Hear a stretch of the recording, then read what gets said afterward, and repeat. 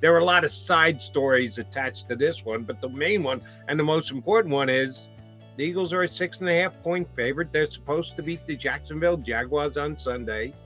Is that going to happen?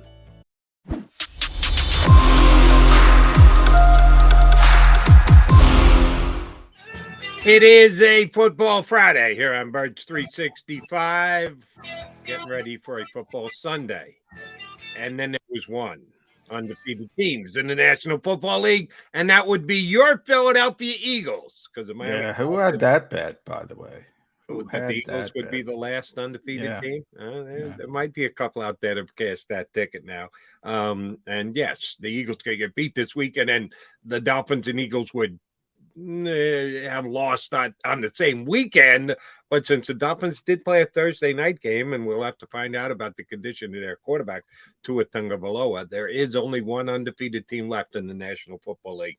The question is, will they still be the only undefeated football team in the National Football League after Sunday? Johnny Mac, with the Jacksonville Jaguars coming to town, but Doug Pederson's return to Lincoln Financial Field. There are a lot of side stories attached to this one, but the main one and the most important one is the Eagles are a 6.5-point favorite. They're supposed to beat the Jacksonville Jaguars on Sunday. Is that going to happen? I think it's going to happen, but I think it's going to be tougher than people expect. I think this is a really talented team. I think, one of the things Urban Meyer did amazingly, and I think his 13 games in Jacksonville, is make everybody forget what kind of prospect Trevor Lawrence was coming into this league. The hyperbole surrounding him. I either got one of three names, Jody, and I say this all the time: best quarterback prospect since Andrew Luck. If you didn't believe in Andrew Luck, you went to Peyton Manning. If you didn't believe in Peyton Manning, you went all the way back to John Elway. That's what people were talking about him as a quarterback prospect coming into this league. And voila, Urban Meyer's out of there. Doug Pederson's in there, who has a semblance of understanding what to do, and certainly has a history both playing the position, coaching the position, understanding the position. And he looks like the number one overall pick again. So you're talking about really, and by the way, I talked to Kayvon Wallace and Mario Goodrich. Those are the two guys on the Eagles yesterday that played with Trevor at Clemson. Clemson guys, right? Yeah, they were blown away by his ability, and it was interesting. They both went to their freshman year, his freshman year, and they said right away it was, he's a 5-star recruit coming out of Georgia. He's been anointed for a long time, and those guys, Kayvon said, his first play in team drills, he rolled right, flicked the football 65 yards, and didn't even get his feet set under him. And he went, "What the heck is this?" And Mario just talked about his football IQ. He knew what to do as a freshman, and obviously they went on to win the national championship. But so that's what Urban Meyer, a pretty big accomplishment, by the way, Jody, that make everybody forget, and now they're starting to remember again.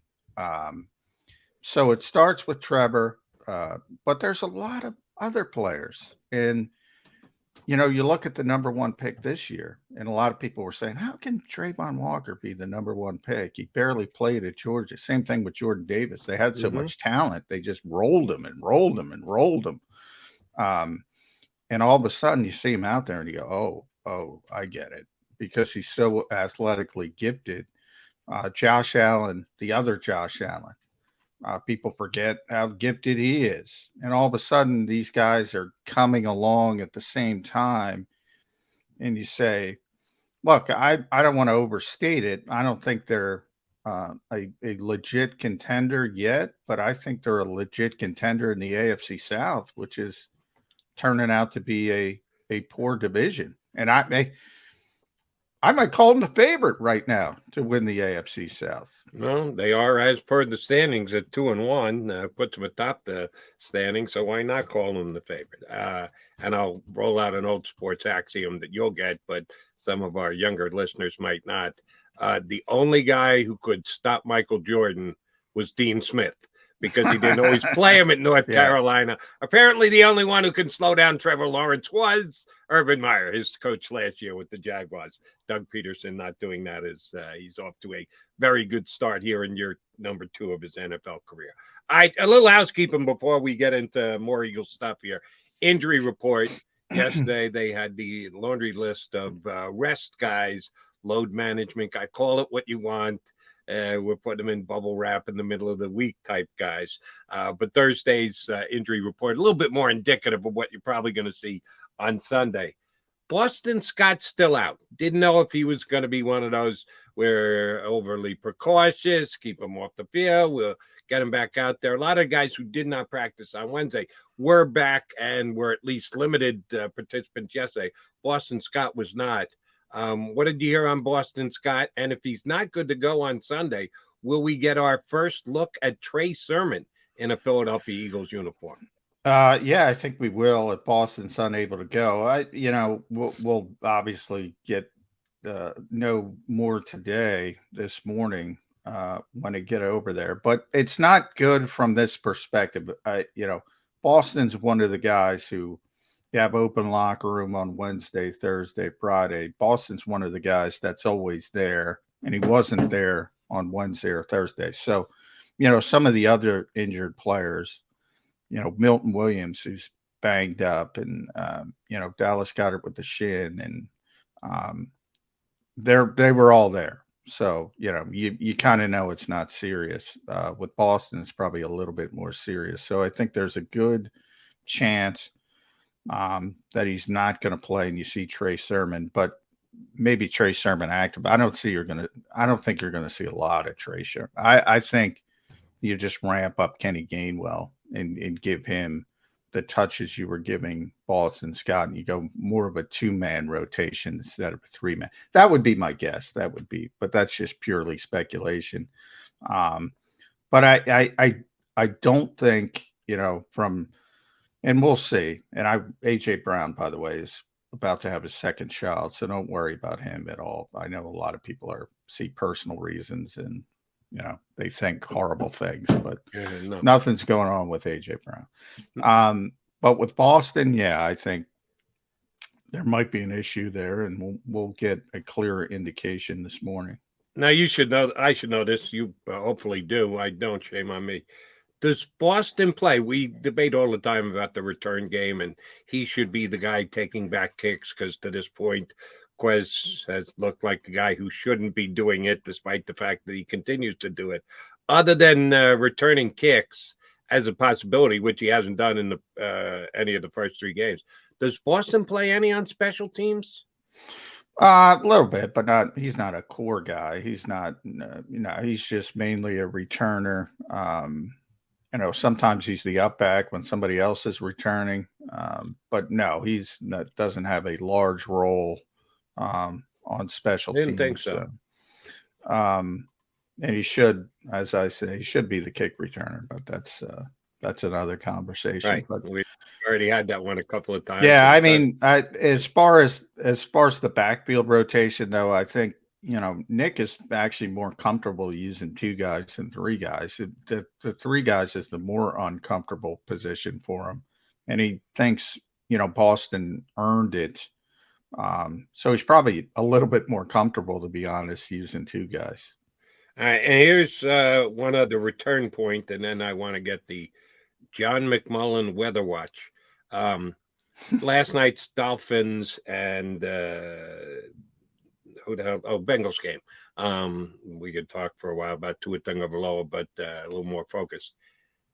Tyreek Hill went back to return punts at least 3 times, if not 4. They used a couple of different guys, but I think Hill was back there to return more than any.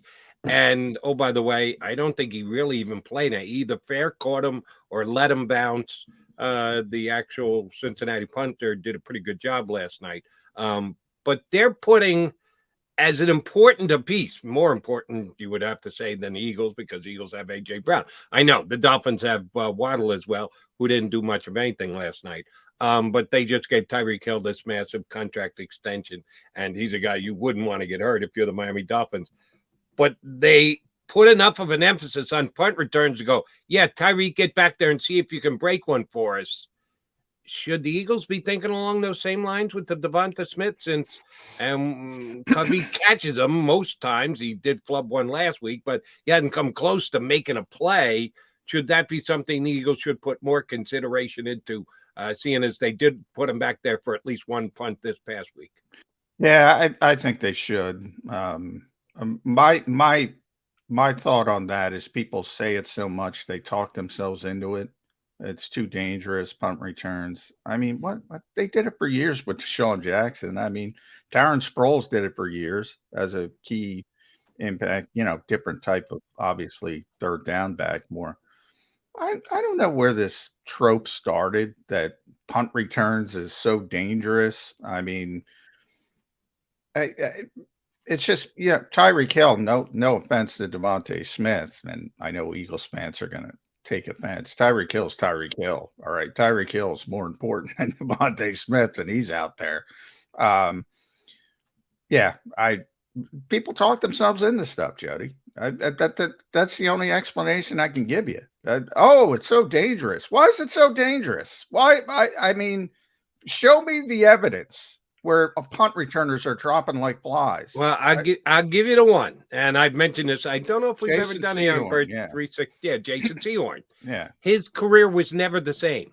He was in his first couple of years looking like one of the best defensive backs in the National Football League. He got hurt on a return, broke his leg, lost for the entire season, and then thereafter came back, was never quite the same player. Was a solid player, hung around for years, but he wasn't a superstar player, and he was trending in the superstar direction.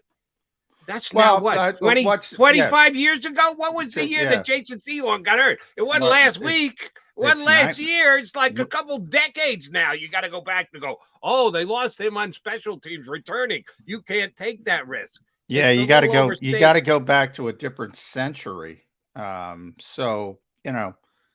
Look, I mean, you just saw it with Tua last night. I mean, that didn't look violent, and look what happens. I've seen so many more violent hits. Did you not think that merited a flag? Do you think they not threw the flag because they had just thrown a flag on the play before? He threw him to the ground. Isn't that what you're supposed to do as a defender? I didn't think it looked violent at all. I was, especially from his head bouncing off the turf. I've seen so many heads bounce off the turf and you go, oof, that looked bad. That one didn't look terribly bad, and stuff like that happens. I mean, that's what I'm talking about. You can't legislate injuries. I say it all the time. You might break your leg on a punt return. You might tear your ACL on a non-contact. You might injure yourself on the practice field, like Andre Dillard. I'm trying to win football games, and if Devonta Smith can help me win football games, I'm putting him back there. And I know Devonta has no issues doing it. I mean, some people, and we know the Eagles, we know how they do business. They're going to err on the side of caution, and that's the way they go about things. But yeah, when you see Tyreek Hill out there, you start saying to yourself, well, if Tyreek Hill can do it, why can't so-and-so do it? If that's your best option, coaches say ad nauseum, right? This is a meritocracy. You got to get your best players on the field. Well, what is it? Which one is it? I'm leaning more in that direction. That's something they got to be able to do. All right, quickie, before we get our first guest up here, I need the John McMullen weather report. I don't know about you. I'm bringing up my app, Jody. I wasn't ready for I got the dog out early this morning, and that's Howard Eskin. Regular gray T-shirt, nothing big today. I went outside, a little chilly. Last day in September, fall has officially arrived. I think it's supposed to be about 60 degrees with a chance of rain. The hurricane coming up from Florida will be bringing a whole bunch of rain here over the next couple of days, and it's still raining down south. All our thoughts and prayers out to everybody, including our next guest, who we'll get to in just a second. What should the attire be? I know you're in the climate-controlled, ensconced press box on Sunday, but for the Birds Nation that will be sitting in the seats, what are you suggesting, Mr. McMullen? Little. Yeah, I go back to the caddy episode of Seinfeld. You know, wear a rain jacket, and if it gets a little bit too stuffy, take it off. You know, that's what I'm going to recommend. I think Saturday's going to be the washout, so I don't think Sunday's going to be quite as bad. But there are going to be 50% chance of showers, so wear the rain jacket, light low rain jacket. If it gets a little bit too uncomfortable, you just take it off. That's the helpful weather tip from your weatherman, John McMullen, because I got to let you do this because I got no bloody idea how the weather. All I know is how to criticize weather guys when they get it wrong. So I'll criticize you too come Monday. Feel free. People do that. If it's 75 degrees and there isn't a drop of rain, McMullen told you to wear a coat, not me. I didn't say that. I never said that here on Birds 365. That's that time of year, by the way. You leave in the morning. Because you and I are both up early, Jody. You leave, you take out the dog in the morning. It's a little chilly. And then by 1, 2 o'clock, it's a little bit too hot. So it's a tough time of year. 1 o'clock will be kickoff time between the Jags and the Eagles. We've been giving you Eagle perspective all week long. We felt we needed to get a Jaguars perspective. So Demetrius Harvey from BigCatCountry.com covers the Jags day in and day out down there in Florida. Will be joining us next here on Birds 365.